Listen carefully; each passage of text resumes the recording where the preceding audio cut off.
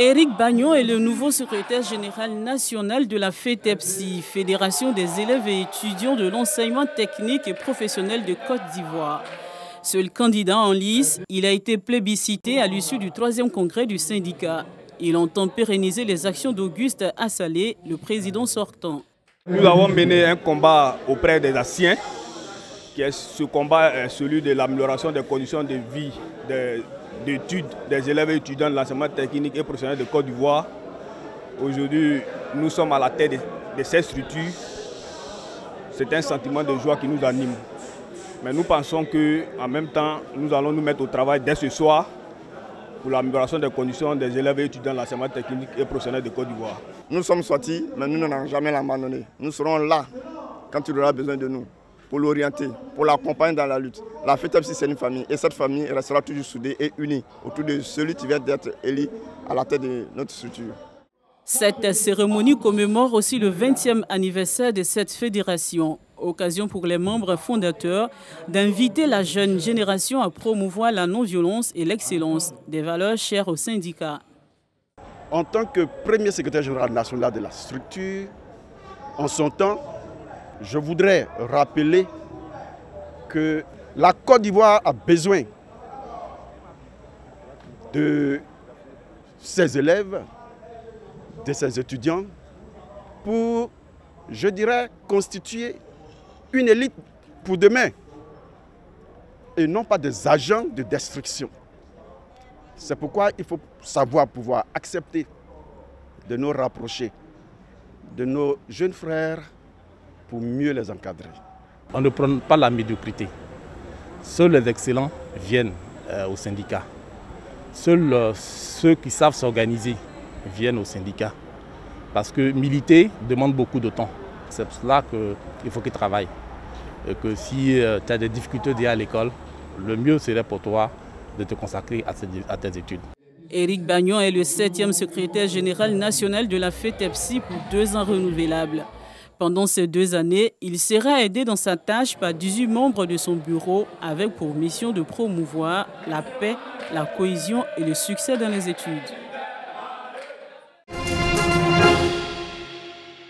Du ministre de l'Enseignement supérieur. Elles sont étudiantes dans les filières des sciences et technologies des universités publiques et privées de Côte d'Ivoire.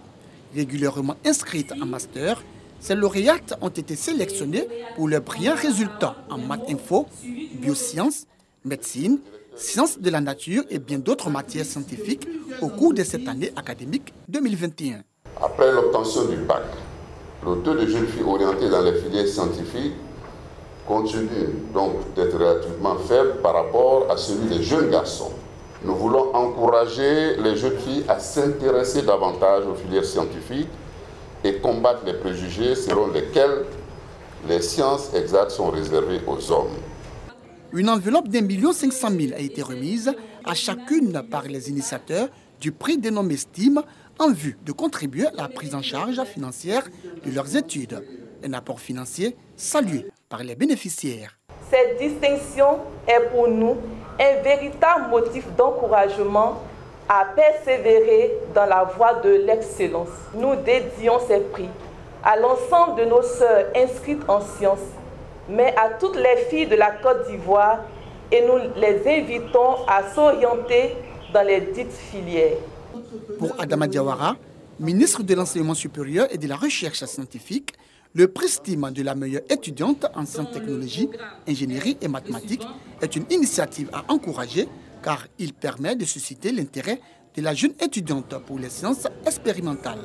La reconnaissance du mérite est la meilleure manière de booster l'esprit de créativité, de combativité et de compétitivité.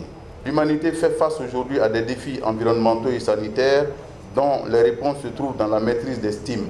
Il est évident que les réflexions autour de ces challenges d'envergure mondiale ne saurait se priver des compétences féminines. Cette cérémonie donne tout son sens à la politique du président de la République, son Excellence Alassane Ouattara, de faire de la promotion de l'excellence et du genre des leviers importants du développement économique et social de la Côte d'Ivoire. À travers le prix STEAM, Le PASSRES, programme d'appui stratégique à la recherche scientifique, et le FONSTI, Fonds pour la science, la technologie et l'innovation, veulent obtenir l'équilibre des compétences entre l'homme et la femme dans le domaine scientifique.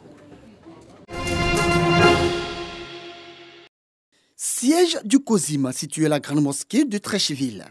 De par ce geste, le conseiller spécial du président de la République chargé des cultes et des affaires sociales, Drissa Koné, remet à la communauté musulmane à travers le COSIM, Conseil supérieur des imams, des mosquées des affaires islamiques, le don du chef de l'État. Ce don du président de la République, Alassane Ouattara, vise à soutenir la communauté musulmane pendant ce mois de Ramadan, mois de piété et de partage. Il est composé de 68 tonnes, 300 kilos de sucre sont offertes aux structures, aux associations, aux mosquées et autres institutions religieuses. 66 tonnes de riz sont attribuées à ces mêmes entités pour Abidjan.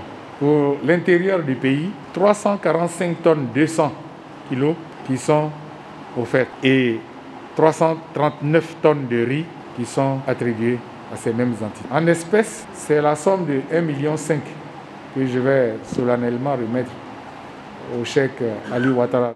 Koné Drissa, profitant de l'occasion, a exhorté les hommes de Dieu et les fidèles à multiplier prières et adorations pour la paix, la stabilité et le développement de la Côte d'Ivoire. Le message de l'émissaire du chef de l'État, bien perçu par les responsables du COSIM qui ont tenu à traduire toute leur gratitude au président de la République. Ce que le président a fait, ce n'est pas seulement pour le COSIM, mais plus de 300 tonnes de riz et de sucre seront distribuées à travers toute la Côte d'Ivoire. Merci à M. le Président de la République. Que la sérénité, la cohésion, l'entente se répandent sur la Côte d'Ivoire. Prière pour le chef de l'État Alassane Ouattara et pour son gouvernement. Prière pour les filles et fils de la Côte d'Ivoire. Louanges, invocations et bénédictions. Des temps forts qui ont également meublé cette cérémonie de remise officielle du don du président de la République à la communauté musulmane de Côte d'Ivoire. Zana est un homme comblé ce mois de jeûne musulman.